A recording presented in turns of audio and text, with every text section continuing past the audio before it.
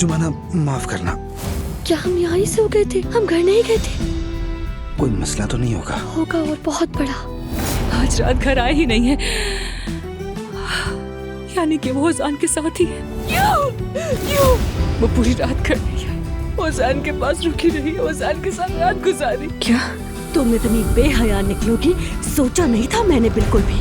हाँ, तुम तो आस्तीन का सांप निकली बेशरम। तुम अपनी बहन के साथ ऐसा कैसे कर सकती हो? हाँ, जरा शर्म नहीं आई? कैसे छोड़ दूं मैं? उसने मेरी बेटी को अपने घर में रख लिया है, दोनों ही एक ही घर में रहते हैं।